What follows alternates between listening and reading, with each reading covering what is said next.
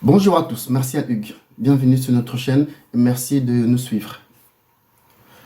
Aujourd'hui, nous souhaitons parler de la nécessité ou non d'une élection présidentielle en 2023 en République gabonaise. Les événements de 2016 sont encore trop récents. Vraiment, c'est trop récent. Nous savons ce qu'on a vécu, nous savons ce qui s'est passé, nous avons le rapport des observateurs internationaux, nous avons le rapport tronqué de l'Union africaine et nous avons les résultats truqués qui ont conduit à ceux qui sont actuellement en exercice au pouvoir de gérer le pays. Et c'est pas quelque chose de secret, hein, parce que nous avons vu ce qui s'est passé, les images parlent encore d'elles-mêmes, nous avons vu ce qui en est sorti et nous avons vu la répression avec laquelle les autorités ont réagi face à la volonté du peuple de changement. Alors, nous pouvons dire que, au vu de ces circonstances, parler d'une élection présidentielle en République gabonaise, c'est faire preuve d'abstraction totale des besoins réels du peuple, en fait. C'est faire preuve d'égoïsme et d'écocentrisme. C'est penser uniquement à cette petite portion qui dirige le pays par rapport à l'intérêt collectif.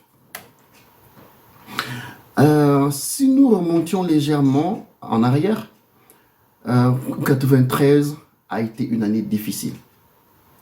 Nous savons qui a été le vrai vainqueur et comment le pouvoir en place avait bombardé Radio Liberté. J'étais au Gabon à cette époque. Nous savons tous ce qui s'est passé, Radio Liberté au PK7, des milliers de morts. C'est passé comme ça, sous silence. En 98, il y a eu un lynchage, manipulation, torture, assassinat. Rio, gare routière, Port-Gentil. Et là, je ne remonte pas plus loin parce que nous savons tous ce qui s'est passé en 90, lors de l'assassinat de feu Joseph Rezambé, que Dieu ait son âme. Le peuple a exprimé un réel besoin de changement. Qu'avons-nous eu? L'armée, tuerie, enlèvement, assassinat. Et, tout dernièrement, l'élection de 2016, c'est encore trop frais dans nos têtes. Et la constitution gabonaise, elle est claire. Chaque citoyen a droit au libre développement de sa personnalité dans le respect des droits. Et parmi les articles de notre constitution, parce que le Gabon a effectivement une constitution qui va être revue, certainement, et en son article 12, le président de la République prête serment. Et dans sa prestation de serment, il dit « Je jure de consacrer toutes mes forces au bien du peuple gabonais en vue d'assurer son bien-être et le préserver de tout dommage, de respecter et de défendre la Constitution de l'État de droit, de remplir consciencieusement le devoir de ma charge et d'être juste envers tous. » Et lorsque la population constate le non-respect du serment, la population peut se concerter en partie civile, se constituer en partie civile pour demander sa destitution. Mais l'organe compétente pour ça, c'est pas la Cour constitutionnelle malheureusement, mais c'est la Haute Cour de justice. La Haute Cour de justice, elle doit avoir 13 membres. C'est pas une cour permanente, mais c'est une cour qui doit avoir 13 membres. Parmi les 13 membres, 7 sont nommés par le président de la République, 3 par le Sénat, 3 par l'Assemblée nationale. Êtes-vous sûr, en toute sincérité, que 3 magistrats nommés par le président de la République peuvent se constituer contre lui pour le destituer de ses fonctions?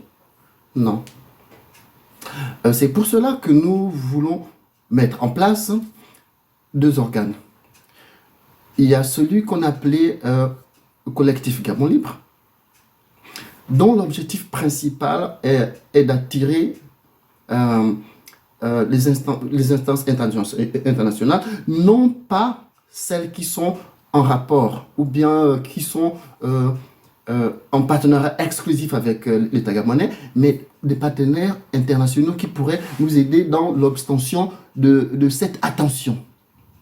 Nous voulons qu'il y ait une réelle transition en République gabonaise parce que sans transition, rien ne peut se faire.